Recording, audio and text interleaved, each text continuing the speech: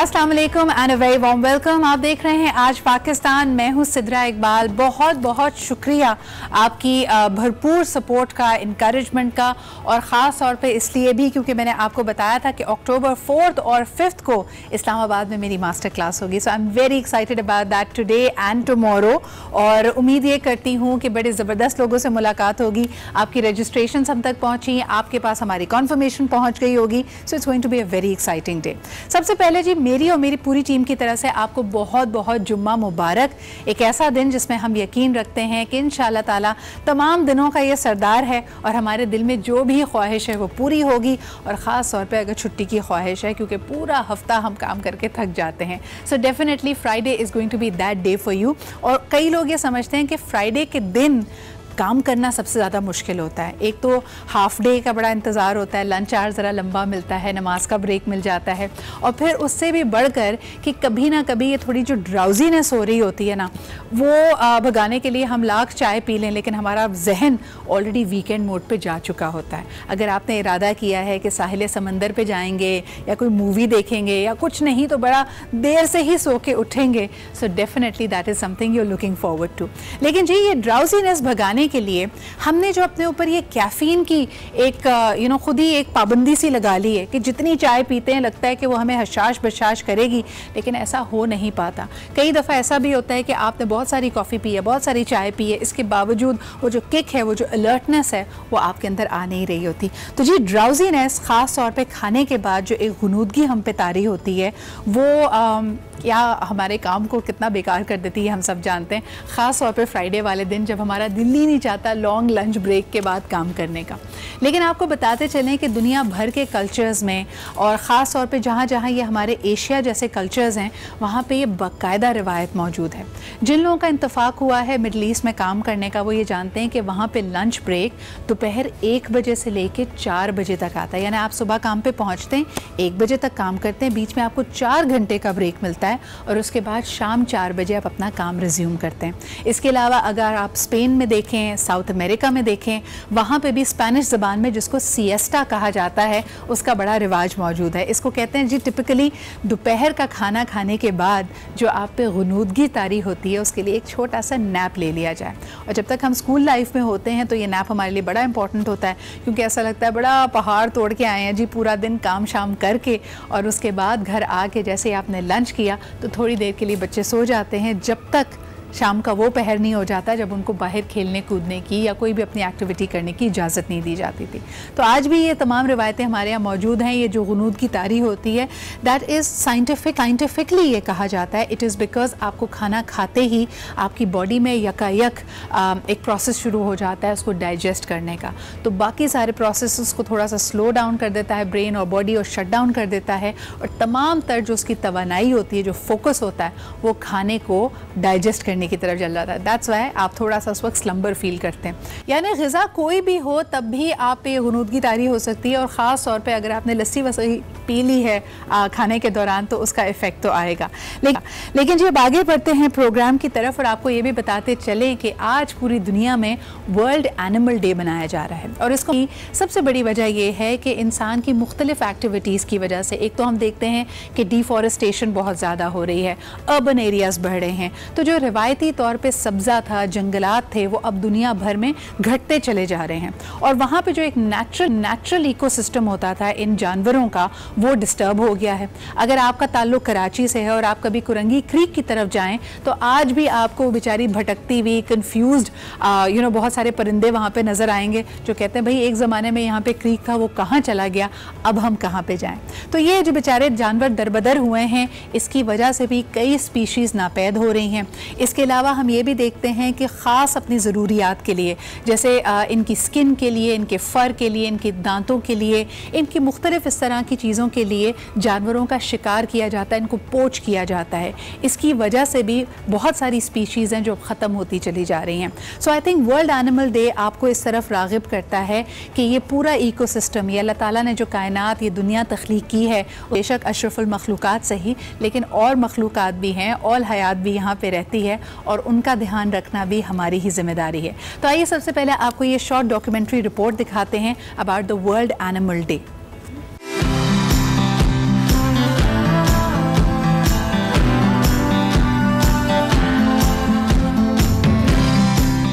इंसानों के साथ साथ जानवर भी खित्ता अर्ज का हिस्सा है। इंसान की इंसान से मोहब्बत और खुलूस तो आम बात है, लेकिन इंसान की जानवर से मोहब्बत एक खास अहमियत रखती है। मैं तकरीबन ये 25 साल से एनिमल्स वगैरह रख रहा हूँ, पाल रहा हूँ, और मेरे को इससे बहुत ज़्यादा मोहब्बत है। ये मेरा मकाऊ है माइटी। कोई भी अपने घर में पेट्स वगैरह रख रहे हैं तो उनका ज़रूर ख्याल रखें, वरना पेट्स रखे ही नहीं। लोग इसे घर में रख तो देते हैं मगर इसके लिए टाइम नहीं निकालते कि घर में आ रहे हैं, बस ये केज में पड़े हुए हैं, घर में अपनी मसरूफियात कर रहे हैं, फिर चले जाते हैं। इनके साथ बात करनी पड़ती है और टाइम देना पड़ता है। इंसानों की जानवरों के दरमियान इस मोहब्बत को दुनिया भर में उजागर करने और जानवरों के तहफ़्फ़ुज़ के लिए पाकिस्तान समेत दुनिया भर में आज जानवरों के तहफ़्फ़ुज़ का आलमी दिन मनाया जा रहा है।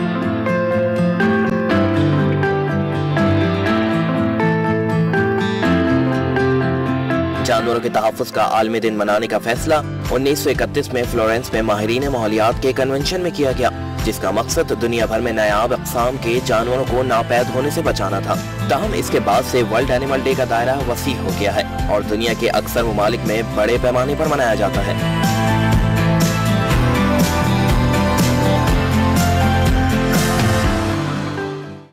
जी जनाब, वर्ल्ड एनिमल डे के हवाले से देखिए आपने ये रिपोर्ट। दुनिया भर में होते हैं रोज़ नए हंगामे, कोई ना कोई ऐसी खबर जो हेडलाइन बन जाती है, लेकिन एक ज़माना था कि बड़ी मुस्तनद खबरें आप तक पहुंचती थीं और उसको वेरीफाई किया जाता था, एक सिस्टम था, बाकायदा लोग इस चीज़ को बड़ा सीरियसली लेते थे। आजकल एक बड़ी अहम डिबेट ये चल रही है कि सोर्स ऑफ इंफॉर्मेशन क्या होता है। क्या लोग खुद ही पहले ख़बर को ऑनलाइन डालते हैं, फिर वो जितनी मशहूर हो जाती है, एक बड़ा जमहूरी निज़ाम है कि जितनी ज़्यादा लाइक्स और जितनी ज़्यादा शेयर्स उसको मिलती हैं वही इन चीज़ों को जंगल की आग की तरह आगे पहुंचा देती हैं। लेकिन नॉनदलेस पूरी दुनिया में अब क्योंकि मीडिया भी बड़ा वाइब्रेंट है, चाहे वो सोशल मीडिया हो, डिजिटल मीडिया हो या फिर रेगुलर आपके newspapers, television and all that. So आइए एक नज़र डालते हैं कि वर्ल्ड राउंड अप में what are the latest happenings. इसमें इंटरेस्टिंग खबरें भी होती हैं, कुछ नेशनल पॉलिसी से जुड़ी खबरें भी होती हैं, and they really give you the perfect start of the day. So let's take a look. क्या आप जानते हैं कि एक जैकेट ऐसी भी है जो सूरज की रोशनी जज्ब करके तवानाई जमा करती है। इस जैकेट पर आप लाइट डालकर कुछ भी लिख सकते हैं और वो अल्फाज घंटों तक जैकेट पर चमकते हैं। ये जैकेट इतनी नरम और मुलायम है कि इसे तह करके मुट्ठी में ले लें। मजे की बात, इससे पसीना बाहर निकल जाता है लेकिन बारिश का पानी अंदर नहीं आ सकता और इसीलिए इस जैकेट को गुज़िश्ता साल की बेहतरीन इजाद करार दिया गया है। और इन तस्वीर को देखकर आप यकीनन हैरान रह गए होंगे। इंसान के बराबर का परिंदा, जी हाँ, चेहरा उल्लू जैसा और जिसामत गिद्ध जैसी। ये अजीब और गरीब परिंदा चील की नस्ल से ताल्लुक रखता है, जिसे हार्पी ईगल कहते हैं, जिसका वजन 5 से 9 किलोग्राम तक हो सकता है, जबकि मादा का वजन 12 किलोग्राम तक जा सकता है। तमाम परिंदों में इसका पंजा और नाखून सबसे बड़े और ताकतवर हैं, जिनकी लंबाई 4 इंच तक होती है। सोशल मीडिया पर जब इंसानों के साथ इसकी तस्वीर वायरल हुई तो सब हैरान रह गए। दुनिया भर की खबरों के बाद आज आपको बताते चलें कि आज का हमारा टॉपिक क्या होगा। 10 बजे की डिस्कशन आज बहुत अहम है क्योंकि ये एक ऐसा टॉपिक है जो हम अपने इर्द गिर्द नोटिस भी करते हैं, लेकिन पिछले हफ्ते एक नहीं 2 कॉलर्स ने हमें इसकी तरफ एक तरह से तवज्जो दिलाई। उनका मानना था कि पाकिस्तान में जब बच्चों को गोद लिया जाता है तो फिर उसकी जिम्मेदारी किस पे आयद होती है। क्या वो ख़ानदान जो उससे गोद ले रहा है उसकी वेलफेयर को लुक आफ्टर करेगा या फिर रियासत को इसके ऊपर कुछ कानूनी चाराजोई करनी चाहिए। हम जानते हैं कि दीन इस्लाम में अडॉप्शन की कोई गुंजाइश नहीं है, गार्डियनशिप मौजूद है, लेकिन कानूनी लिहाज से, माशरती लिहाज से एक बच्चे को मुस्तहकम करने के लिए, उसकी वेलफेयर को सबसे बड़ी तरजीह बनाने के लिए क्या कुछ किया जा सकता है, आज ये हमारा मौजू होगा 10 बजे की डिस्कशन के लिए। लेकिन अभी लेते हैं एक छोटा सा break. Will be right back.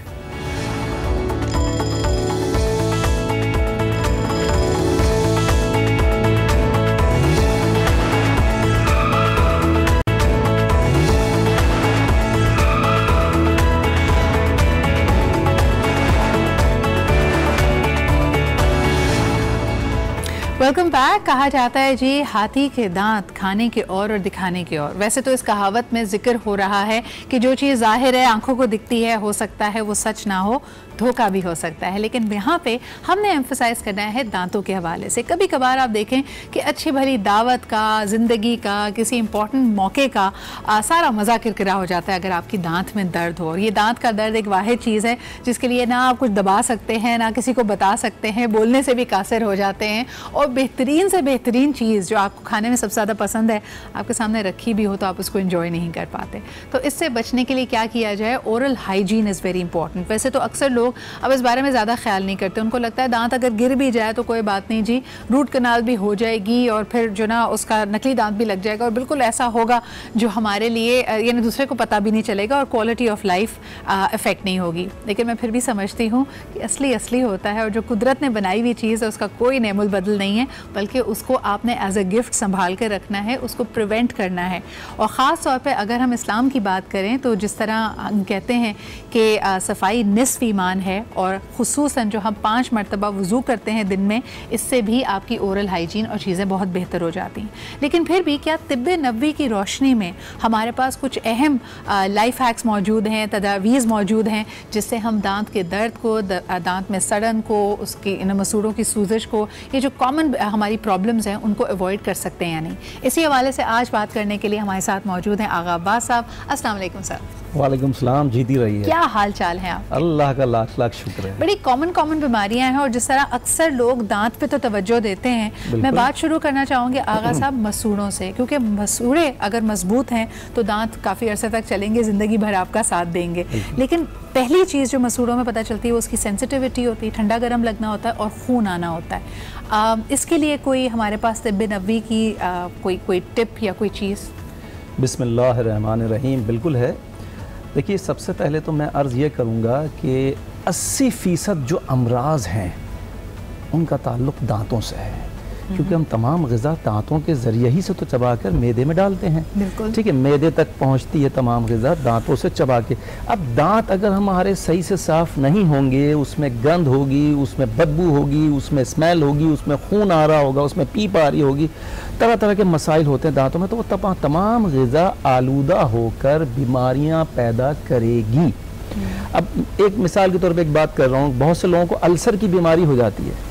रसूल पाक सल्लल्लाहु अलैहि वसल्लम ने उस वक्त फरमाया, दांतों में जो गोश्त के रेशे, ग़िज़ा के रेशे फंस जाते हैं, लोग उसको खलाल करते हैं, यानी कि टूथपिक से निकालते हैं, लेकिन निकालने के बाद बहुत से लोग उसको निगल लेते हैं। निगलने से अल्सर पैदा होता है। बहुत से लोगों को नहीं पता, ये बात ही नहीं पता, अल्सर पैदा हो जाता है। लेकिन दांतों को हमें जो बेहतरीन तरीके से हम साफ़ कर सकते हैं वो है मिसवाक। मिसवाक के बारे में मैं अर्ज़ ये करना चाह रहा हूँ कि रसूल अकरम सल्लल्लाहु अलैहि वसल्लम ने मिसवाक पर काफ़ी बात की है, काफ़ी अक़वाल हैं, काफ़ी हदीसें हैं माशाल्लाह से। तो मेरे मौला ने, नबी पाक सल्लल्लाहु अलैहि वसल्लम ने फरमाया कि मिसवाक करने से दांतों की किसी किस्म की तकलीफ़ आपको दरपेश नहीं होगी। मिसवाक करने वाले लोगों को हमने देखा, हमारे तजर्बे में आया कि 80-90 बरस के लोगों को भी हमने जब पूछा आप क्या इस्तेमाल करते हैं, उन्होंने कहा जी मिसवाक इस्तेमाल करते हैं। अच्छा, मिसवाक में भी तरह तरह की मिसालें हैं, मिसवाकें हैं। पीलू के दरख्त की मिसवाक, उसको सऊदी अरब में अराक कहते हैं, अराक, अलिफ रे अलिफ काफ, अराक कहते हैं। तो अराक के दरख्त की लकड़ी से, यानी कि यहाँ पे पीलू के दरख्त की लकड़ी हमें उसको कहते हैं, उसके सबसे ज़्यादा फ़ायदे हैं। अच्छा। और नबी पाक सल्लल्लाहु अलैहि वसल्लम जो इस्तेमाल करते थे वो पीलू के दरख्त की शाख को ही इस्तेमाल करते थे मिसवाक करने के लिए। अच्छा, फिर उसके बाद जैतून के दरख्त की लकड़ी से भी आप मिसवाक कर सकते हैं। आप अखरोट के दरख्त की लकड़ी से भी मिसवाक कर सकते हैं। पीलू के दरख्त की लकड़ी से मिसवाक करने का सबसे बड़ा फ़ायदा है वो ये है कि अगर आपके मसूड़ों से खून आ रहा है और आप उसको मिसवाक करें, मिसवाक करने का तरीका यह है कि मिसवाक जब आपने निकाली उसको पहले दांतों से हल्का सा नरम कर लें। जब नरम कर लिया, चबा के नरम कर लिया, फिर उसको आप 3 से 4 मिनट करें। हम कोताही क्या करते हैं, गलती क्या करते हैं, उसको 1 मिनट भी पूरी तरह से नहीं करते, तो आपको कहाँ से फ़ायदा उसका हासिल होगा। कम से कम 3 से 4 मिनट करना चाहिए और उसको अच्छी तरह अंदर बाहर सब करना चाहिए और उसको बीच में एक दफ़ा लुआब उसका आप थूक दें। अच्छा, बेहतरीन चीज़ तो जिस तरह कह रहे हैं आगा साहब ने भी बताया कि मिसवाक करना, अपने हाइजीन, अपनी ओरल हाइजीन का ख्याल रखना, और इसमें आप छोटे छोटे स्टेप्स ले सकते हैं। हमेशा खाना खाने के बाद अगर आप कुल्ली कर लें, अगर आप गागल कर लें, तो इससे जाहिर सी बात है जो खाने के ज़रात हैं जैसे आपने किया वो आपके मुँह में नहीं रहेंगे और इन्फेक्शन का या किसी भी किस्म की प्रॉब्लम का हल होगा।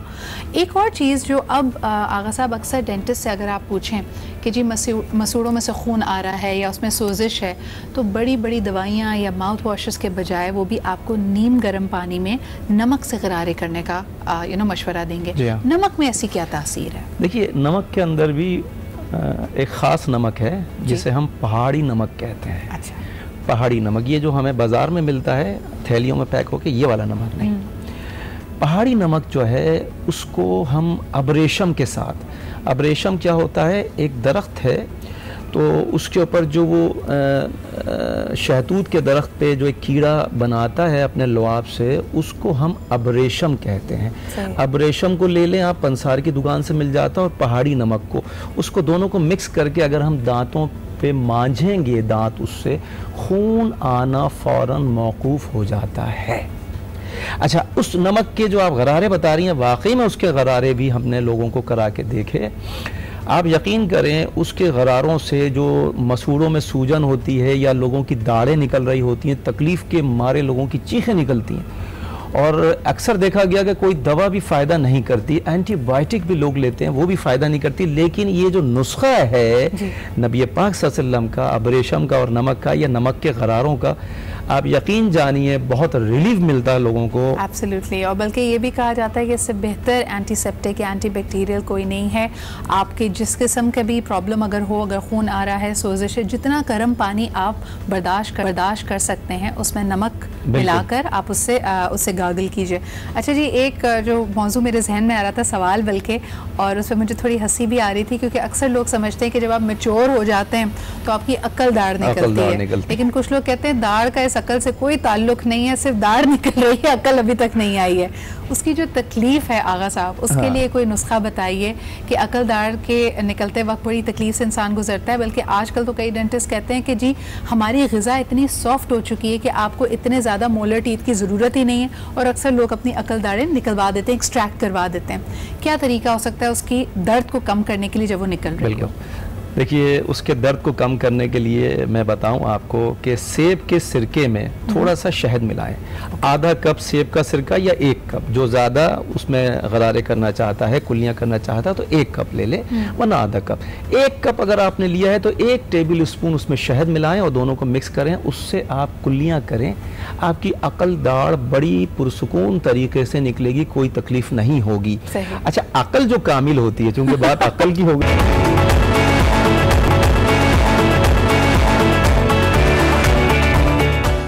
कभी कभार हमें बहुत ज़्यादा जोश आ जाता है ना कि दांतों को बहुत खूबसूरत बनाना है, तो हम बहुत तेज़ी के साथ ब्रश करने लगे। आपकी ब्रशिंग टेक्निक भी बड़ी इंपॉर्टेंट होती है।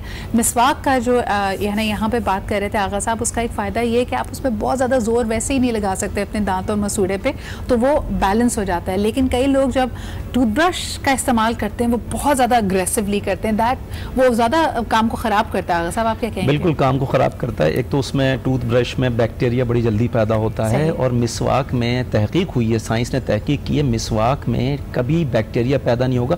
और मिसवाक के रोज़ जो उसके बाल हैं, जैसे आपने पीलू के दरख्त से किया, रोज़ के रोज़ जो उसके बाल हैं बढ़ गए, उसको तराश दें। उसको जब तराश देंगे फिर नई उसको कुतर के, दांतों से कुतर के नया उसका मवाद बाहर आ जाएगा, फिर आप उसको करें। आप देखिए, मैं ज़िंदगी भर मिसवाक करता हूँ, और मेरे ये जो बीच में गैप है ये कुदरती है, मतलब दांत गायब नहीं है मेरा, ये कुदरती। फेसबुक पे एक साहब ने लिखा, कहने लगे ये दांतों का नुस्खा बता रहे हैं, ये रमजान की बात, कहने लगे इनका तो खुद गैप है, लेकिन मेरा ये कुदरती गैप है भाई। मेरा ये का काम है, बिल्कुल नेचुरल है मेरा, लेकिन आपकी यहाँ पे मौजूदगी का और इतने तमाम ये जो बहुत ही बेनिफिशियल टिप्स हैं हमारे साथ शेयर करने का बहुत बहुत शुक्रिया। इसी के साथ हम बढ़ते हैं अब एक ब्रेक की तरफ। अल्लाह ताला ने जो नेमतें आपको दी हैं उनको ख़ास उनका ख्याल रखें और उनको संभाल कर रखें, क्योंकि ये दांत अगर चले जाएंगे तो फिर वापस नहीं आते, और बड़ा महंगा फिर इसका इलाज होता है। पूरी दुनिया में लोग कहते हैं कि सिर्फ वकील या तो पैसे कमाते हैं या फिर डेंटिस्ट कमाते हैं। इसमें कितनी सच्चाई है ये आप पे छोड़ते हैं हम। एक छोटा सा ब्रेक लेते हैं, we'll be right back.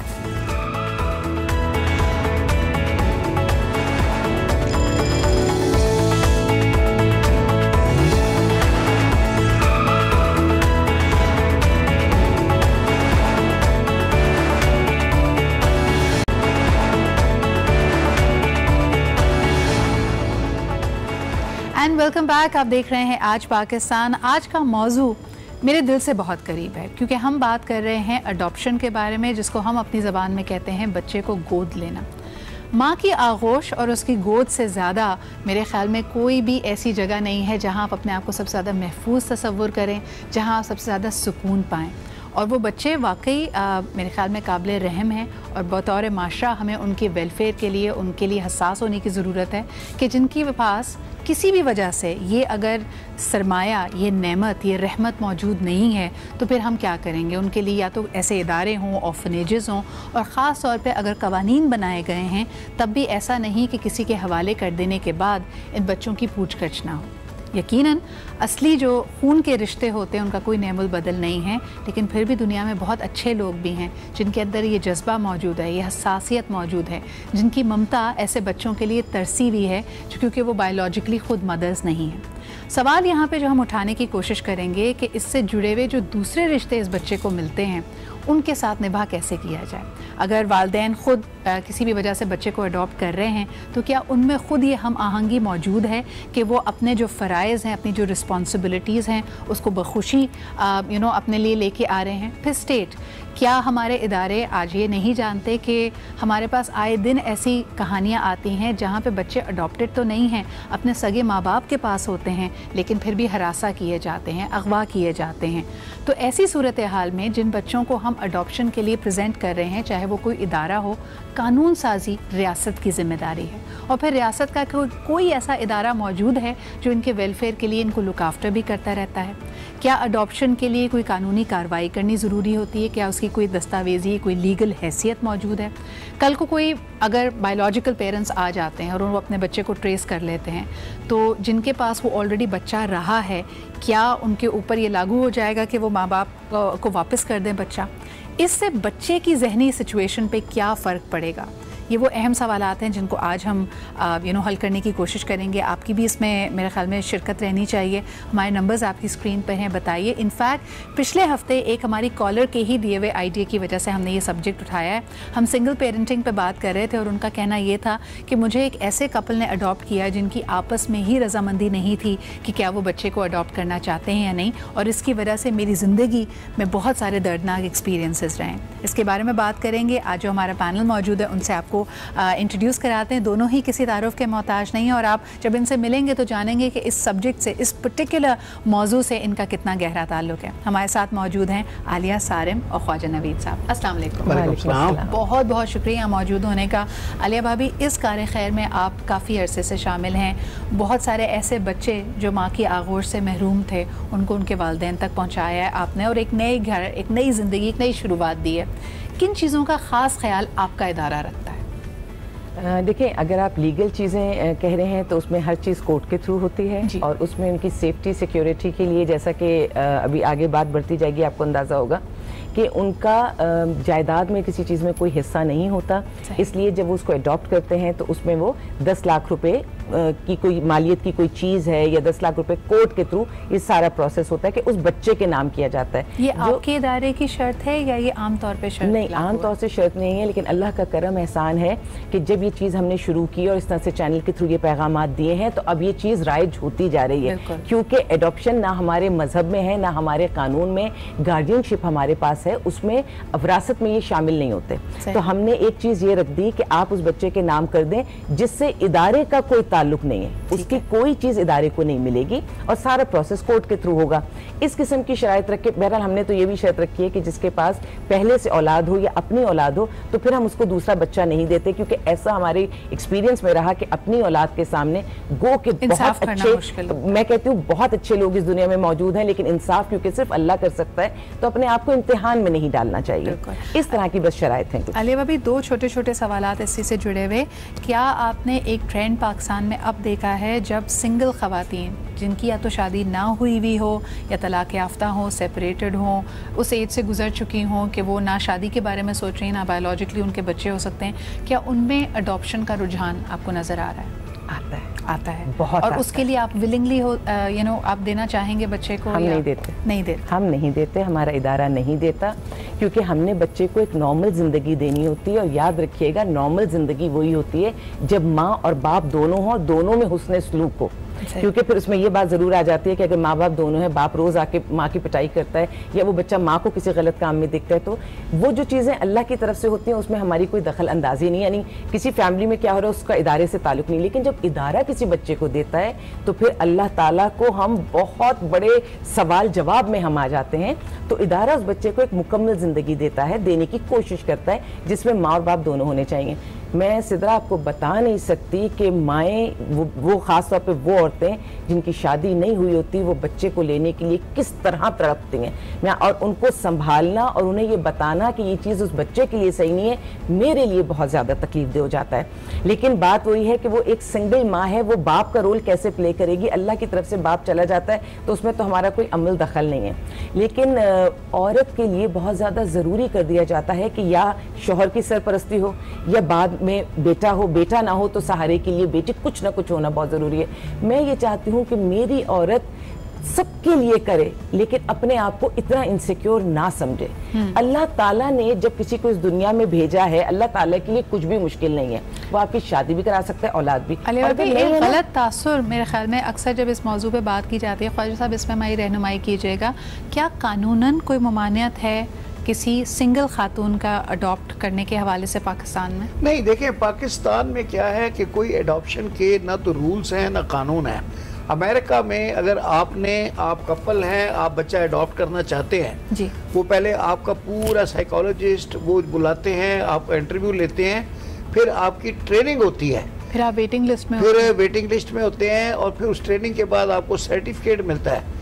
Certificate लेने के बाद then you are entitled to get the child from जहाँ से भी मिल सकता है।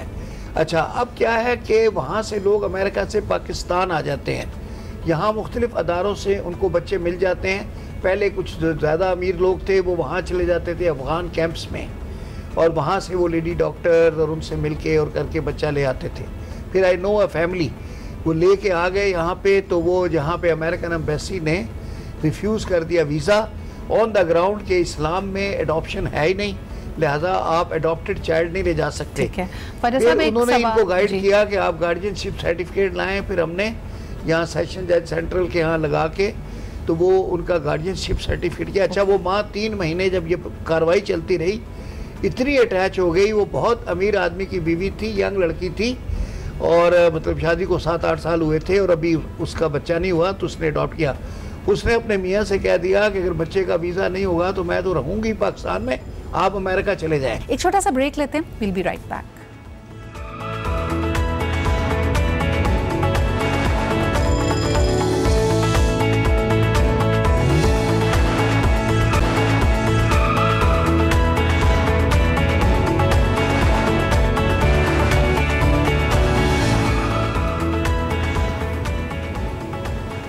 Welcome back after the break. आज बहुत ही अहम और मुश्किल subject at the same time, क्योंकि इसको बहुत ही ज़्यादा सेंसिटिविटी के साथ ट्रेन करना और डील करना बहुत ज़रूरी है। जैसे आपने कहा कि अडॉप्शन के कोई कवानीन नहीं है, गार्डियनशिप है, तो इसमें जो बायोलॉजिकल पेरेंट्स हैं अगर उनका साल भर बाद जहन बदल जाए तो क्या होता है? मैं जब हाई कोर्ट का जज था तो सक्खर का एक केस आया, उसमें 8-9 साल का हो गया था बच्चा जी। जो वालिदैन थे उन्होंने किसी अपनी जानने वाली औरत या जिसको बच्चा दे दिया, उस औरत ने उसको अपना बच्चा समझ के उसको बाकायदा पाला किया। वो उससे इतनी अटैच थी कि वो कहती थी कि अगर मुझसे बच्चा चला गया मैं मर जाऊंगी, और बच्चे को सिखा के लाती थी। वो बच्चा भी कोर्ट में ऐसे चिमट जाता था माँ के साथ, और वो जो असली माँ बाप आ गए उन्होंने केस कर दिया था कि हमारा बच्चा जो है दिया जाए, और वो उनका वकील भी बहुत फोर्सफुली आर्ग्यू करता था कि जी ये आप असली पेरेंट्स के होते हुए आपने किस तरह से एडॉप्टेड पेरेंट्स को दिया हुआ है जी। बहरहाल हम तो उनके वो काउंटर एफिडेविट के लिए डेटे देते रहे। ऐसी अगर माँ के पास वेलफेयर है तो बच्चा माँ को दे देंगे, बाप को विजिटिंग राइट्स दे देंगे, और अगर बच्चे की वेलफेयर जो है वो बाप के पास है तो माँ को बच्चा बाप को दे देंगे, माँ को विजिटिंग राइट्स दे देंगे। सही। तो लेकिन वो कहते हैं कि हमने बच्चे का वेलफेयर देखना है। अब इसी चीज को लागू करें आप, लेकिन ये जो गार्डियंस वर्सेस बायोलॉजिकल पेरेंट्स जी, ये तो वो हो गया ना असली पेरेंट्स, जो कानून में डिसाइडेड ही नहीं है। एक कॉन्सेप्ट, एक जुमला कहने दीजिएगा, कितनी तकलीफ दे बात है। एक बच्चे की वेलफेयर जज्बात और पैसे दोनों को मिलाकर बनती है, लेकिन जब माँ बाप में झगड़ा हो तो अदालत क्या करे, या वो जज्बात दे देगी या वो पैसे के हिसाब से फैसला कर देगी। ये बहुत नहीं, वो ये है कि हम लोग जो विजिटिंग राइट्स देते हैं, फिर बाप को सफिशिएंट टाइम देते हैं, फिर ईद पे, यहाँ सवाल मेरा ये है, गार्डियन वर्सेस बायोलॉजिकल। देखिए हम जा रहे हैं पेरेंट्स की तरफ जा रहे हैं, माँ बाप के झगड़े की यहाँ बात नहीं चल रही। उसका फैसला करना चाहता था उस केस का, लेकिन वो इत्तेफाक है मेरे सामने फैसला नहीं हुआ, हमारा टेन्योर खत्म हो गया। लेकिन ये है कि ये बड़ा ही मुश्किल केस था डिसाइड करना कि एक तरफ सेंटिमेंटल अटैचमेंट के अलावा उस औरत ने जैसे 2 दिन का बच्चा लेके पाला और फिर उसको पूरा असली माँ बनकर किया, और जब वो बच्चा पल गया, एक किस्म का जवान हो गया, अब उसके बायोलॉजिकल पेरेंट्स आ गए और वो क्लेम कर रहे हैं जी हमारा बच्चा हमें दे, जिनके लिए वो बच्चा स्ट्रेंजर है। तो ये बड़ा मुश्किल था केस डिसाइड करना, फिर नहीं हुआ मेरे सामने डिसाइड। अच्छा ख्वाजा साहब, यहाँ पे मुझे एक वाकया याद आ रहा है जो मैं अपने व्यूअर्स के लेकिन अगर मैं डिसाइड करता, मैं अभी बता देता हूँ, तो मैं वो जिस माँ ने अडॉप्ट किया था ना, मैं उसके हक में करता, और जिन माँ बाप ने छोड़ा था ना, उनसे बहुत सवाल करना चाहिए। बच्चे का कंसेंट लेता, बच्चा 10 साल का था, उससे पूछता कि किसके साथ रहना चाहते हो जी, उनको मैं विजिटिंग राइट दे देता जो बायोलॉजिकल पेरेंट्स थे, लेकिन पालती यही औरत। अच्छा, इसी चीज से जो मैं आपको कही थी कि मुझे जो एक वाकया लेकिन मुझे मौका नहीं मिला फैसला करने का। नहीं, जो माँ बाप छोड़ देते हैं उनको नहीं आप पकड़ रहे, ये कितना बड़ा जुर्म है कि आप, मैं ये बात इसलिए कह रही हूँ, ज्यादा नहीं बोलूंगी क्योंकि मारने से बेहतर है कि भाई वो इदारे में छोड़ जाते हैं, मेहरबानी उनकी कि जान नहीं लेते, लेकिन उनसे पूछना तो चाहिए कि तुम पाल नहीं सकते हो तो पैदा क्यों करते हो। अच्छा आलिया भाभी, एक बात सहन में आ रही है कि जिस तरह आप बाकी चीज़ों में आपने कहा कि उसकी कुछ सिक्योरिटी, कुछ गारंटी रखवाई जाती है, खुदा ना खासा अगर जिन पेरेंट्स ने अडॉप्ट किया या जो गार्डियनशिप में लेके जा रहे हैं बच्चे को, उनका इंतकाल हो जाए अगर, या फॉर एग्ज़ाम्पल जैसे आपने सोच के समझ के एक कपल को दिया, फादर का इंतकाल हो जाता है उसके अंदर से, अब माँ के पास क्योंकि ज़रिए माश नहीं है, वो उसको फाइनेंशियली सपोर्ट नहीं कर सकती, ऐसी सूरत हाल में अडॉप्टेड बच्चे का क्या होता है? देखो, जो मैंने बात कही ना कि उसके नाम पैसा रखा जाता है, वो सिक्योरिटी रखी इसलिए जाती है कि अचानक अल्लाह ना करे कोई भी हादसा हो जाए तो उस बच्चे के पास कुछ अमाउंट हो।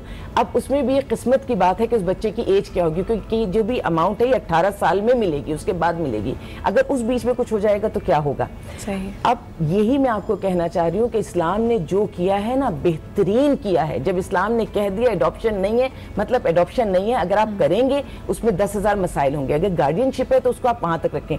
मसला कहाँ पैदा होता है कि जिस कपल के पास औलाद नहीं होती, रिश्तेदार चाहते हैं और उन्हें पता है कि इनके बाद सारी विरासत में हम हकदार हो जाएंगे, तो अगर अल्लाह ना करे कि वो इंतकाल कर जाते हैं तो बच्चा और ज्यादा बुरी जगह खड़ा होता है और बहुत ज्यादा इनसिक्योर हो जाता है। यहाँ पे एक दफ़ा फिर रवैयों पे आना चाहेंगे, जिस तरह के प्रोग्राम की शुरुआत में भी कहा कि जो कपल अडॉप्ट कर रहा है उनकी आपसी हम आहंगी बहुत ज़रूरी है, रजामंदी बहुत ज़रूरी है कि वो दोनों ही अपने अपने फ़राइज़ को समझते हैं। ऐसा नहीं कि माँ ने चाहत में बच्चे को अडॉप्ट कर लिया है और बाप कहे कि भाई ये तो मेरी औलाद ही नहीं है, इसके नानफ़का मैं नहीं उठाना चाहता या इसकी जो फरमाइशें हैं वो मैं पूरी नहीं करना चाहता।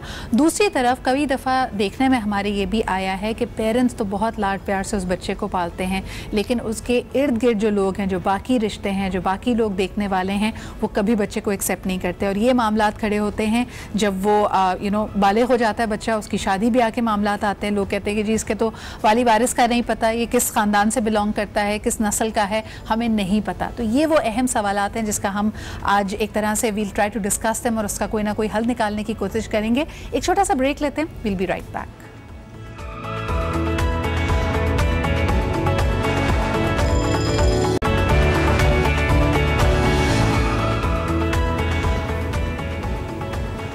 Welcome back after the break. आज बहुत ही अहम और मुश्किल subject at the same time, क्योंकि इसको बहुत ही ज़्यादा सेंसिटिविटी के साथ ट्रेन करना और डील करना बहुत ज़रूरी है। ब्रेक पे जाने से पहले हम बात कर रहे थे कि बच्चे के लिए ज़्यादा बेहतरीन इन्वायरमेंट क्या है, गार्डियंस का इन्वायरमेंट या फिर बायोलॉजिकल पेरेंट्स का। हमारे माशरे में आप इदारों के थ्रू भी गार्डियनशिप हासिल करते हैं। अडॉप्शन तो लीगली नहीं है, लेकिन जिसको गोद लेना या किसी बच्चे को अडॉप्ट कर लेना वो वाया किसी इदारे किया जाता है। इदारों ने अपने अपने तरीके से इसके लिए चेक्स एंड बैलेंसेस रखे हुए हैं ताकि एक बेहतरीन और सबसे साजगार इन्वायरमेंट इन बच्चों को दिया जा सके। लेकिन जिस तरह के इशू से हम डील करते हैं उसमें या तो माशरा आपको इस बात पे सुकून नहीं लेने देता, बच्चे को ताने दिए जाते हैं, जब वो बड़ा हो जाए उसकी शादी ब्याह के मामलात, उसके मुख्तलिफ मामलात पे उंगली उठाई जाती है। दूसरी तरफ ये भी कि कभी कभार रिश्तों में आपसी हमाहंगी नहीं होती। तो इसमें बच्चे की वेलफेयर का क्या? मुझे एक वाक़या याद आ रहा है जो मैंने आपसे कहा था कि तहजीब याफ्ता माशरों में यूके में एक फैमिली जिनकी रियल फैमिली थी, एक 7 साल के बच्चे का इंटरव्यू होने जा रहा था जो हमें पता चला। और मैंने कहा भाई इससे क्या इंटरव्यू लेने लगे? उन्होंने कहा जी कोई इनका जो इमिग्रेशन का मामला है वो फंस गया है, तो माँ बाप दोनों की इमिग्रेशन रिफ्यूज़ हो चुकी है, बच्चे के पास ये अपॉर्चुनिटी है कि शायद इसको वो सिटीजनशिप दे दें, और अगर बच्चे को मिल गई तो जाहिर सी बात है पूरा ख़ानदान या माँ बाप भी वहाँ रह सकते। तो वो छोटा सा बच्चा, उसके बेचारे नाजुक से कंधों पे ये बोझ था कि वो पूरे फैमिली की इमिग्रेशन कराए। और मैंने उससे पूछा कि आपसे सवाल किस नौइयत के होंगे? तो very interestingly after the interview पता ये चला कि बच्चे से एक छोटा सा सवाल किया गया कि बेटा तुम रात को सोते हो तो तुम्हें ख्वाब आता है कोई? तो उन्होंने ख्वाब उस बच्चे ने बताया। तो मैं पूछना ये चाह रही थी कि ये सवाल उन्होंने क्यों किया। आपस में फिर उन्होंने करके बताया कि देखिए जी, जो इंटरव्यू लेने वाले थे वो सारे साइकोलॉजिस्ट थे, काउंसलर्स थे, और वो तय ये करना चाहते थे कि ये बच्चा जब रात को सोता है तो इसको ख्वाब अंग्रेज़ी में आते हैं या उर्दू में आते हैं, यानी जो वो ख्वाब देख रहा है वो इतने एनवायरनमेंट से हिला हुआ, इतना ज़्यादा उससे मानूस है कि उसको वही चिमनीज़, वही सड़कें, वैसी ही बर्फ़ नज़र आती है। तो फिर बच्चे की वेलफेयर के लिए ये ज़रूरी है कि इसको इसी मुल्क में रहने दिया जाए, बजाय इसके कि आप उसको अपरूट करें। यहाँ ऑन दी अदर हैंड हम कुछ नहीं सोचते। यहाँ आप सोचे कि सोच कहाँ तक जाती है बच्चे के वेलफेयर के लिए। शुरू से एक बात कह रही हैं, एक ट्रीटी भी की ना बाकायदा, वहाँ से गार्डियनशिप का जज आया था, फिर यहाँ उस वक्त इफ्तिखार चौधरी साहब थे चीफ जस्टिस लंदन की, और हमारी होता क्या है कि अमूमन ये जो मीरपुर के और इधर के लोग हैं वो वहाँ मेम से शादी की, बच्चा पैदा हुआ, भाग के ला के बच्चा मुजफ्फराबाद अपनी माँ के पास छोड़ दिया, और वहाँ पे किसी सिविल जज से स्टे ऑर्डर ले लेते हैं। तो उन्होंने वहाँ ट्रीटी की है कि जहाँ बच्चा पैदा हुआ है वहाँ के कोर्ट को जुरिडिक्शन होगी, और इस जज ने जो स्टे दिया है, स्टे के बावजूद आप बच्चा उठा के हमें वापस करेंगे, सेंसिटिविटी की और ये ट्रीटी हो गई है, बिल्कुल साइन हो गई है, हमने की है। हमारे यहाँ सिलसिला ये है कि जो आप शुरू से एक बात कर रही हैं, मैं उस पर एक केस स्टडी आपको दे दूँ, अंदाज़ा हो जाएगा कि माँ बाप की रजामंदी कितनी ज़रूरी है कि बच्चा लेना है या नहीं लेना। अगर वो दो राज़ी हैं तो लें, और अगर नहीं राज़ी तो नहीं रहें। एक जो हमारे पास कंडीशन हमारे इदारे में वो ये भी है कि इनकी शादी को 10 साल का अरसा गुजर चुका हो मियाँ बीवी के, क्योंकि हम ये अंदाज़ा भी करना चाहते हैं कि अगर 10 साल तक औलाद नहीं हुई है तो इन दोनों की अपनी अंडरस्टैंडिंग क्या है, पता चले इदारे से बच्चा ले जाए और खुदा ना खास्ता उन दोनों में ब्रेकअप हो जाए। ठीक है, बात वही है कि अल्लाह जानता है मुस्तकबिल में क्या है, लेकिन हम अपनी तरफ से सारी प्रिकॉशंस करते हैं। एक ऐसा कपल हमारे पास आया था कि मियाँ बहुत ज़्यादा इंटरेस्टेड था बच्चा लेने में, क्योंकि वही मेडिकली अनफिट था कि औलाद नहीं हो सकती थी। बीवी जो है वो बस खामोश बैठी हुई थी, और वो बहुत पैसे वाला आदमी था, सब सिलसिला था हर तरह के। उसको बच्चे का ये था कि अच्छा पढ़ भी लेगा, बच्चे को अच्छा खिलाएगा पिलाएगा, एक अच्छे स्कूल में पढ़ा भी देगा, चीज़ें सब ओके लग रही थी। बच्चा दे दिया गया, उसकी बेटी थी जो हमने दी उसको। कुछ ही दिन रही तो उस बेटी पे जो 2.5 साल की बच्ची थी, ऐसी ऐसी बातें उस बच्ची के हवाले से उस औरत ने की। मैं हैरान रह गई कि 2.5 साल की बच्ची तो एक बिल्कुल मामूली फूल फरिश्ता, वो क्या कर सकती है। बच्चा तो वापस ले लिया इदारे ने, हमने नहीं उन्हें दिया क्योंकि कुछ ही टाइम गुजरा था, अभी पूरे कोर्ट मैटर्स भी उस तरह से नहीं हुए थे, कोई चीज़ नहीं हुई थी, बच्चा हमारे पास आ गया। पता ये चला कि ये इन साहब की दूसरी बीवी थी। ये साहब बहुत ज़्यादा अमीर थे, इस औरत को पहले ही पता था कि इनके यहाँ औलाद नहीं होगी, और ये इस प्लानिंग के साथ इनकी ज़िंदगी में आई थी कि जितनी प्रॉपर्टी है औलाद होगी नहीं, मैं ज़िंदगी में खिदमत करूँगी, जो भी होगा मैं सारी चीज़ें अपने नाम करा लूँगी। जब मियाँ को ख्वाहिश हुई औलाद की, उसने सोचा अभी औलाद आएगी और प्रॉपर्टी की शेयरिंग हो जाएगी, तो उसने कहा अब किसी औलाद को यहाँ नहीं रहना चाहिए, तो उन्होंने बहुत सफाकी से उस बच्ची को निकाल दिया। जब आप दोनों को एक साथ रखकर नहीं देखेंगे, कहाँ तो सेंसिटिविटी ख्वाब तक जा रही है, कहाँ रियलिटी पे भी हम नहीं बात कर रहे, तो फिर मसाइल पैदा होते हैं। अगर वो औरत, अगर उस वक्त इदारा उस बच्ची को ऑन नहीं करता, जल्दी हम फैसला नहीं ले लेते कि ओके, बात है कि हमारा एक्सपीरियंस बता रहा होता है ना कि कहाँ इसकी बेहतरी है, बेहतरी नहीं है तो हम फौरन उस चीज़ को वापस भी, अगर हम किसी के साथ खड़े हैं, हमारा इदारा खड़ा है, इंसान है, गलती इंसान से भी होती है, इदारे से भी, जिस लम्हे हमें ये अंदाज़ा हो जाए कि ये फैसला ठीक नहीं हुआ, हम फौरन उसको बेहतर करने की कोशिश कर रहे होते हैं। अच्छा, हमारे पास एक केस है जी, तो वो क्या हुआ कि वो पुलिस का सार्जेंट है ट्रैफिक पुलिस में, और उसकी बीवी थी और कज़न उसकी बीवी थी। उन्होंने एक बच्चा अडॉप्ट किया, और उसके बाद उन दोनों की आपस में जो है ना डिवोर्स हो गई है। अब वो बच्चा जो है वो बीवी के पास है। इस बंदे ने नीचे कोर्ट में केस किया कि मुझे बच्चा दिया जाए, तो वो वहाँ हार गया, फिर आया सेशन कोर्ट में, वहाँ भी हार गया, अभी हाई कोर्ट में आया है, यहाँ भी हार गया। इसमें वैसे रूल ऑफ द थंब क्या है, अगर गार्डियनशिप किसी कपल ने ली है and for what ever reason, आपने जो जैसे 10 साल कहा, उनकी आपस में ना बने, फिर बच्चे की कस्टडी किसके पास? अभी यहाँ तो माँ ने काबू किया हुआ है, और वो सही 3 कोर्टों ने उसके हक में फैसला दे दिया है। सही। अच्छा, इसमें आप कोई देखते हैं कि गार्डियनशिप रिवर्स की जा सकती है, यानी अगर किसी ने कानूनी चाराजोई करके स्टे ऑर्डर लेके लीगली किसी बच्चे की गार्डियनशिप ली है, गार्डियन के ऊपर जो है ना वो बहुत सारी जिम्मेदारियां होती हैं, और अगर कहीं पे भी पता चल जाए कि जिसको गार्डियन अदालत ने अपॉइंट किया है वो माइनर के इंटरेस्ट के खिलाफ काम कर रहा है या वो माइनर को प्रॉपरली लुक आफ्टर नहीं कर रहा, तो he can always be removed. ये कौन बताएगा? जैसे हमारे यहाँ तो आप देखें ना, पिटीशन दाखिल करके अदालत को बता दे, या जिस अदालत ने गार्डियन अपॉइंट किया। क्यों कि अदालत कहती है कि पहले अदालत खुद गार्डियन है, फिर अदालत ने किसी को अपॉइंट करना है, और अगर कोई गलत अपॉइंट हो गया है तो अदालत अपना वापस लेके ऑर्डर आइदर खुद अपने लुक आफ्टर करे या फिर जिसको नए आदमी को अपॉइंट कर दे। जो बच्ची बहुत खुश है, वो बच्ची वापस आई, अल्लाह ताला किसी की जिंदगी नहीं रोकता, क्योंकि गार्जियन अदालत है। जी हाँ, बेहतरीन जगह वो बच्ची गई है और बेहतरीन उसकी परवरिश हो रही है। मुस्तकिल व्हाट्सएप पे उस बच्ची की तस्वीरें और सारी चीजें, क्योंकि हम इन फैमिलीज के कांटेक्ट में रहते हैं। कितना वक्त वक्फा लिया, क्योंकि अक्सर मैं ये भी सवाल करना चाहती हूँ, क्योंकि हमारे पास एक नहीं अब कई ऐसे केसेस आ रहे हैं। लोगों ने कहा जी पता चला बच्चे को खुदा न खासा उसको कोई बीमारी है तो इदारे में वापस करके चले गए, माँ बाप को आपस में नहीं बनी तो बच्चे को वापस कर दिया, लाइफ सर्कमस्टांसेस चेंज हुई, जी हम मुल्क छोड़ के कहीं और जा रहे हैं, इसको नहीं साथ ले जा सकते। फिर ये जो बच्चे बेचारे को यू टर्न से वापस आप इदारे में भेजते हैं, उसका जो उस वक्त स्टेट ऑफ माइंड होता है, उसको जाहिर सी बात है पहले वो ऑलरेडी डिस्प्लेस था, एक फैमिली को अपना बनाया, उनको किसी तरह उसने अप्रूव किया, एक्सेप्ट किया, एंड सडनली वो भी उसको बेयारो मददगार छोड़ जाए। सिद्रा, जो इतनी टर्म्स एंड कंडीशंस अभी भी मैंने आपको सारी नहीं बताई कि जब हम किसी बच्चे को दे रहे होते हैं गार्डियनशिप के लिए, या अगर मुल्क से बाहर जाते हैं तो एडॉप्शन होती है, उसको फिर एडॉप्शन कहा जाता है, लेकिन जब मुल्क से बाहर जाते हैं तो एक सुकून होता है कि अगर माँ बाप ने कोई गड़बड़ की तो आपको पता है वहाँ की हुकूमत जो है, स्टेट जो है, उन चीज़ों को ओन करती है, तो एटलीस्ट बच्चे का फ्यूचर या बच्चे की जिंदगी सेफ रहेगी। पाकिस्तान में तो तकलीफ दे बात यह है कि बच्चा बूढ़ा, हमारे पास तो किसी शहरी को हमारी गवर्नमेंट कहाँ ओन करती है, और फिर वो जो आवाज़ भी ना उठा सके। एक इतना ख़राब जुमला है जो बोलकर बच्चों को वापस कर देते हैं, पता नहीं किस खानदान का खून था। अरे अगर अल्लाह ने आपको इतना बड़ा दिल दिया ही नहीं था, और जिस बच्चे को आप 2 महीने का या 1 साल का या 2 साल का लेके गए, उसको तो जो बनाया आपने बनाया ना, और अगर आपके पास इतना बड़ा दिल नहीं था तो आप इतना बड़ा फैसला नहीं करते, क्योंकि जो पैदाइशी अंधा होता है उसको तकलीफ कम होती है, उसको रंगों का दुनिया का नहीं पता। वो जो आपने जुमला कहा ना कि सब दिखा के जो छोड़ के जाते हैं, तो आप सोच नहीं सकती वो किस ट्रॉमा में होते हैं। एक बच्ची मेरे पास आई और उसने हमारे पास से नहीं, कहीं से उस खातून ने अडॉप्ट किया था, और सिंगल पेरेंट ही वो थी, बहुत अच्छी थी, उसने बहुत अच्छी इसकी परवरिश की। उस औरत को कैंसर हो गया। अब जब कैंसर हो गया और ये बच्ची जो थी, ये तकरीबन 12 या 13 साल की बच्ची थी, अपनी उस माँ को संभाल नहीं सकती थी। माँ ने जो चीज़ें इसके नाम की हुई थी, या ये ज्वेलरी, सारी चीज़ें बच्ची को दी हुई थी। माँ इलाज के लिए जब बहुत बेयारो मददगार हुई, अपने भाई के पास गई, तो भाई ने ये कहा कि मैं तुम्हें रखूंगा, कब्र तक तुम्हें उतार दूंगा हिफाजत से।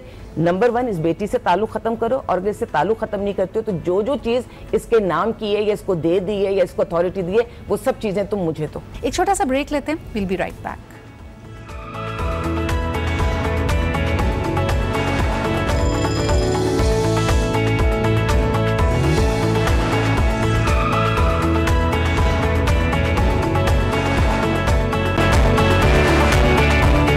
कि क्या जरूरत थी फिर इसके ऊपर अपनी दौलत लुटाने की, पैसा खर्च करने की? होता है ना, ऐसा लोग हाँ करते हैं लोग इस तरह की हरकतें। लेकिन मैंने ऐसे भी चीजें देखी हैं कि जहाँ एक्चुअल ग्रूमिंग की बात है कि आपको बच्चा मिल गया, अब बच्चा तो आपने 2 दिन का लिया या 2 महीने का लिया, उसको पाला है जी, आपने उसकी ट्रेनिंग कैसे की और उसको पाला कैसे? मुझे 1-2 मिसालें सिद्रा ऐसी भी मालूम है कि जहाँ अडॉप्टेड चाइल्ड ने असली बच्चों से ज्यादा पेरेंट्स को लुक आफ्टर किया। बिल्कुल बिल्कुल। और वो अडॉप्टेड चाइल्ड जो था, he was more successful than the real children, और उसने फाइनेंशियली सपोर्ट किया अपने पेरेंट्स को। फरज़ साहब, गाइड करें हमारे उन पेरेंट्स को जो खुलूस नीयत के साथ एक बच्चे को अडॉप्ट करना चाहते हैं, उसकी गार्डियनशिप लेना चाहते हैं, लेकिन उनके जहन में ये वसवसा होगा कि हम इस बच्चे को तहफ़्फ़ुज़ कैसे दें, लीगली कैसे तहफ़्फ़ुज़ दिया जा सकता है, उसकी पोजीशन को कैसे मुस्तहकम कर सकते हैं अडॉप्टेड पेरेंट्स? देखिए, अब बात यह है कि लीगल प्रोटेक्शन इसमें कोई है नहीं। जैसे मैंने बताया कि मेरे पास नहीं, अगर वसीयत लिखेंगे, वसीयत भी चैलेंज हो जाएगी। नहीं, वो वसीयत नहीं है। अगर आप उसको जो चीज देना चाहते हैं तो अपनी लाइफ में उसको गिफ्ट कर दें, इनहेरिटेंस, ठीक है, कि भाई ये चीज आपने देनी है। सही। तो वो तो अपनी लाइफ में उसको दे दें, क्योंकि अगर आप ये सोचेंगे परसेंटेज होती है कि कितनी दे सकते हैं, पूरी तो नहीं दे सकते ना आप, 2/3 कर सकते हैं, पूरा एंटायर नहीं कर सकते। लेकिन क्या है कि आप अपनी लाइफ में उसको दे दें, क्योंकि आपके मरने के बाद कोई उसको 8 आने भी नहीं देगा। अच्छा, और यहाँ पे एक खुसूसी हम कंडीशन ज़रूर डिस्कस करेंगे, एक ब्रेक की तरफ मुझे बढ़ना पड़ रहा है कि अगर एक अडॉप्टेड चाइल्ड है एक फैमिली में और उसी कपल के बायोलॉजिकल बच्चे भी यानी असली खुद की औलाद भी है, तो फिर इनमें जायदाद का डिवीज़न कैसे होगा। और दूसरी बात ये जो क्योंकि यहाँ पे की जाती है, एक साहब हैं बहुत ज़बरदस्त साहिब हैसियत है, उनके पास प्रॉपर्टीज़ भी हैं, सब कुछ है, उनका एक ही अडॉप्टेड बच्चा है लेकिन माँ बाप बहन भाई वो भी हैं, तो इनमें आपस में फिर प्रॉपर्टी का बंटवारा कैसे होता है, इसको लीगल पॉइंट ऑफ व्यू से जानेंगे एक छोटे से ब्रेक के बाद। पड़ेगा।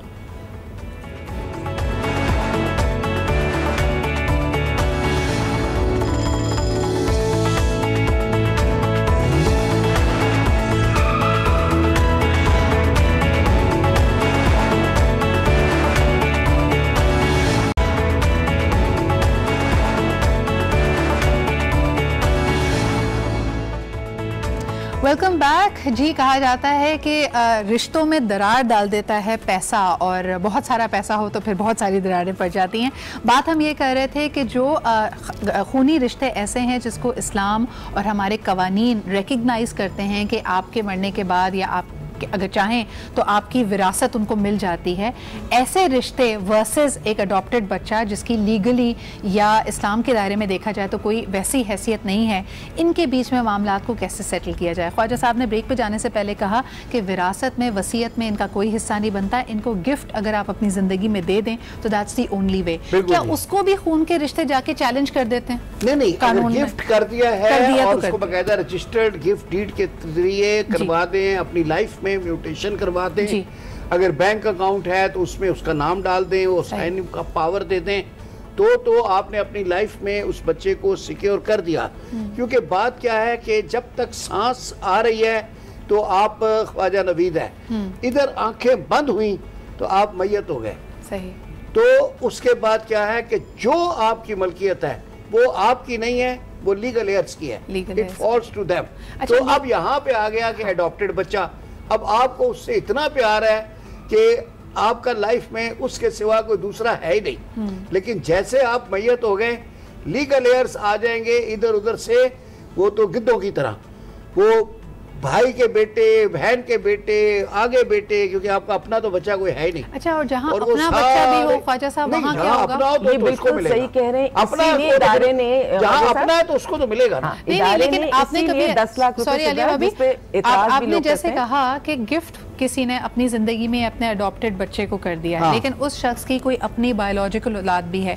कभी आपने किसी इस तरह के बच्चे को कोर्ट में जाते हुए औलाद को देखा है जो कहे कि मेरे माँ बाप ने पता नहीं क्यों उनको गिफ्ट दे दिया, लीगल हेयर मैं हूँ, मुझे वापस चाहिए? वो केसेस बेशुमार इस टाइप के हैं, मगर अभी बल्कि कल ही एक लेडी ने डिस्कस किया है कि उसका शादी हुई और शादी से इत्तेफाक है 2 महीने पहले उसने क्या किया कि अपने पेरेंट्स, कमाया हुआ सारे उसके मियाँ का था, उसने अपने पेरेंट्स से वो जो मकान उनके नाम पे खरीदा था उसने अपने नाम पे करवाया और उसके बाद उसकी हो गई डेथ।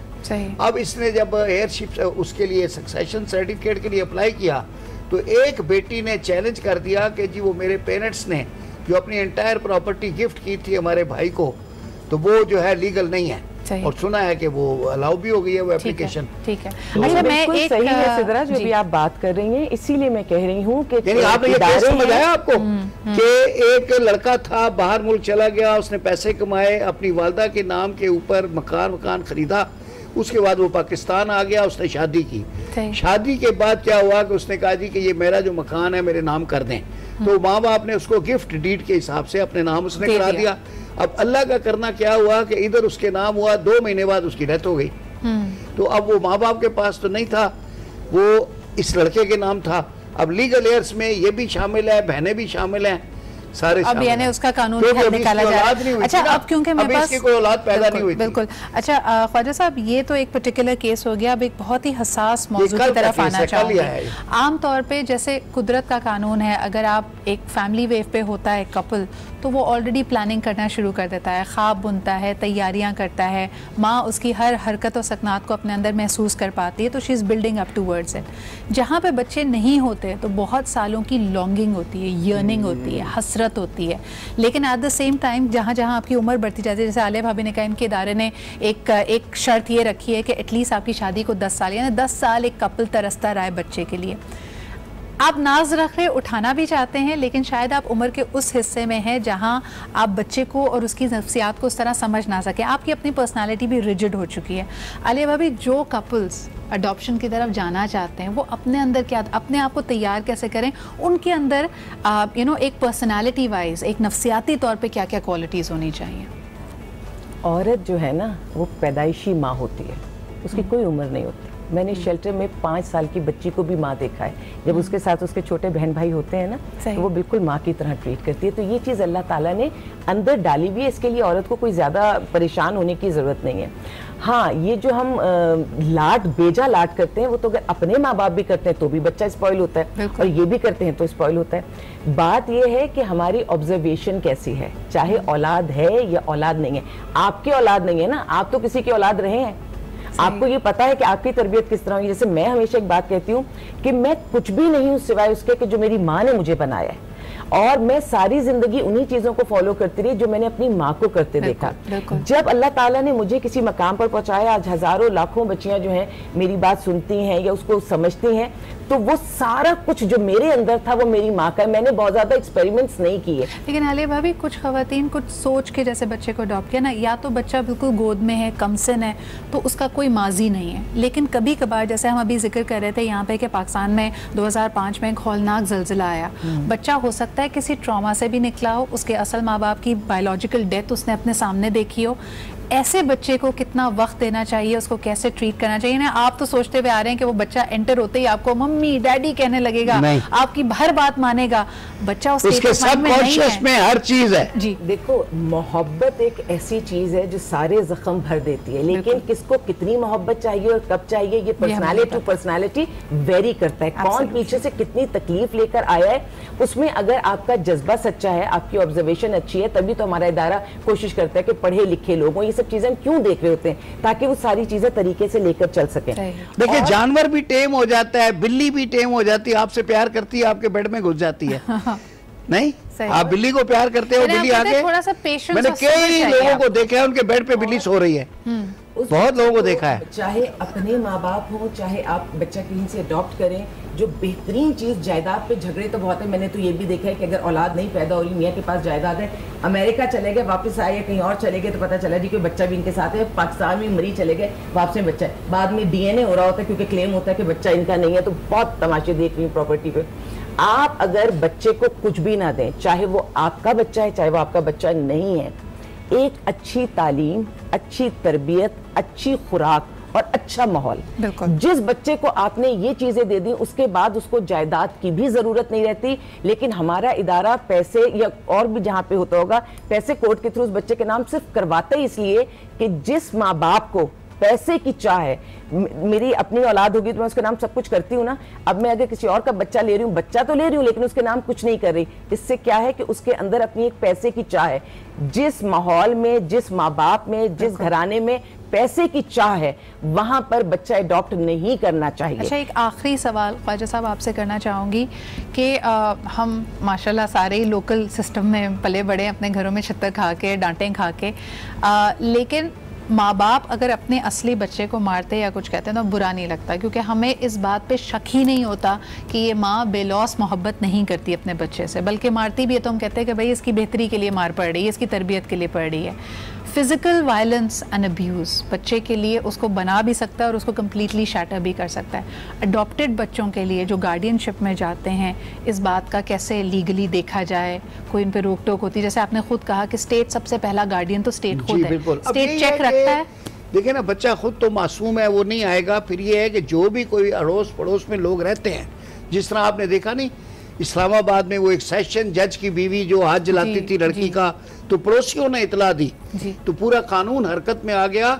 सिटिंग सेशन जज को सजा हुई, उसकी बीवी को हुई, उसको नौकरी से फारग किया गया। तो ये फिर उन लोगों का फर्ज है जो अड़ोस पड़ोस में रहते हैं कि दे शुड लुक आफ्टर, कि ऐसा तो नहीं कि ये पेरेंट्स जो अडॉप्ट करके लाए हैं साइको हैं और इसको मार रहे हैं, डोमेस्टिक वायलेंस कर रहे हैं बच्चे पे। उनको चाहिए फौरन रिपोर्ट करें, करीबी थाने में करें, थाने का SHO गार्डियनशिप के जज के पास ले जाए। सही, फिर जज को पैसा एक दफा जज के पास आ जाएगा, बच्चा सिक्योर हो जाएगा, जज को पता है क्या करना है। बिल्कुल एक एंगल रह गया, हमने उस पर बात नहीं की, बस एक लाइन में हम कह दें कि खुदारा जब अडॉप्शन की बात हो तो महरम और नामहरम के बहुत सारे इश्यूज हैं जो उसके बाद आते हैं। हम इस बात नहीं भी कर रहे तब भी इस बात को अडॉप्शन के वक्त अपने जहन में रखिएगा। बिल्कुल, यानी ऑल मेल हाउस होल्ड है तो वहाँ बच्ची लाते हुए उसकी प्रोटेक्शन, उसकी हिफाजत भी पर भी आप ही मां बाप के साथ भी। बिल्कुल बिल्कुल, तो ये बड़े अहम मामला है, इस पे हम बात करेंगे किसी और टाइम पे। लेकिन बहुत अहम बात यह है कि बच्चे, जिस तरह हम कहते हैं ना कि आपकी कौम का मेहमान है, आने वाले अरसे में यही लोग आगे लेके चलेंगे। और जो चाइल्डहुड वुंड्स अगर आप इनको दे देते हैं, अगर आप इनका बचपन इनसे छीन लें फॉर वट एवर रीज़न, उनके जिस प्यार के, जिस मोहब्बत के मुस्तहक हैं, आप इनको ऐसे इन्वायरमेंट में रखें तो यकीनन, जिस तरह पिछले हफ्ते में मैंने देखा है कुछ इसी तरह के हमने क्लोज बाय टॉपिक्स किए, तो लोगों ने तड़प कर और बड़ी पुख्ता उम्र में, ये नहीं कि कोई छोटे बच्चे की कॉल आई हो, आप अपनी ज़िंदगी के ऐसे मराहिल में हैं जहां आप बड़े समझदार भी हैं, आप प्रोफेशनली काम कर रहे हैं, लेकिन ये जो चोट होती है, ये जो ज़ख्म होता है, ये बहुत अरसा लेता है। तो please be very very mindful जब आप किसी बच्चे को अडॉप्ट करें कि आप उसके साथ इंसाफ भी करें। इसी के साथ ख्वाजा साहब, आलिया भाभी, बहुत बहुत शुक्रिया मौजूद होने का। अगर आपकी कोई फीडबैक और कमेंट्स है हमें ज़रूर बताइएगा। कानूनी हैसियत, समाजी हैसियत, इन तमाम मौज़ूआत पर हमने बात की। इससे अगेन बहुत सारे और सब्जेक्ट्स निकले हैं जो हम अगले हफ्तों में आपके सामने रखेंगे। तब तक अपना ख्याल रखें। खुदा हाफ़िज़।